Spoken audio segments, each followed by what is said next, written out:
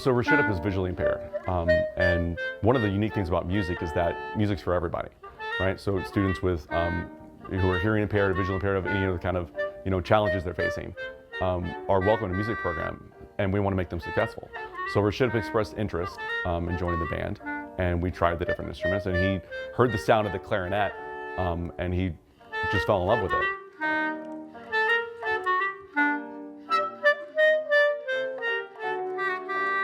He's got a unique ability to discern pitch, so he can hear a tone and identify the note name associated with it. So that allows him to learn by ear. So we can literally play a melody for him, and he can replicate it almost instantly on his clarinet. He has the same ability for piano, which he also plays. So what I do is I listen to the music first, I listen to the note, and then I memorize the note, I put it in my brain, and then what I do is I play that note. So for instance, if the note was E, then I would listen to that note, and then I would play it on the clarinet or the piano, because I would know that the note is E, and I would memorize the pitch on that note. And 2 and 41. I think middle school is a really exciting time for the kids, because like you said, they're starting with little or no knowledge of performance on the instruments. 9, 1, 2, 3, 4.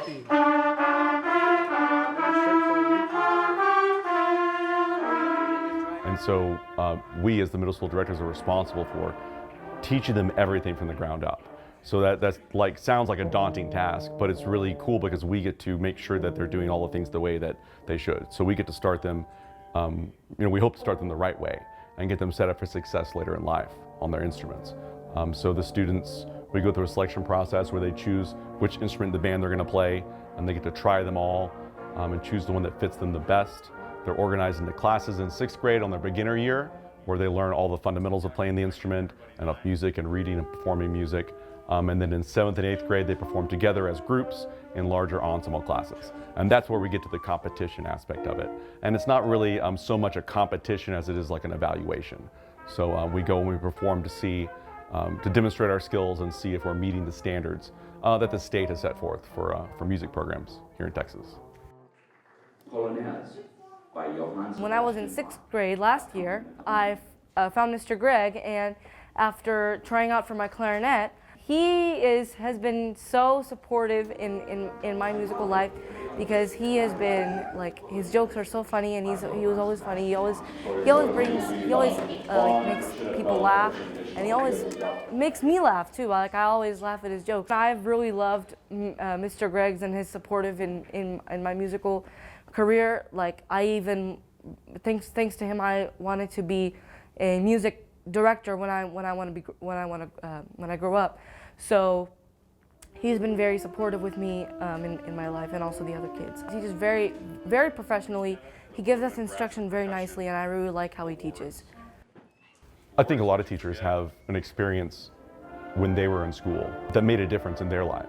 And I'm the same way. I had a music teacher or two that I had really great experiences with. And I decided I didn't know what I wanted to do.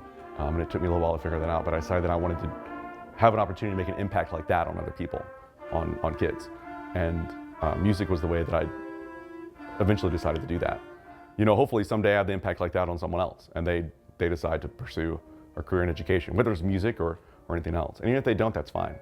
I just hope that they have a good experience here, and they take what they learned, the lessons they learned, musical and life lessons, to better themselves and help each other later in life.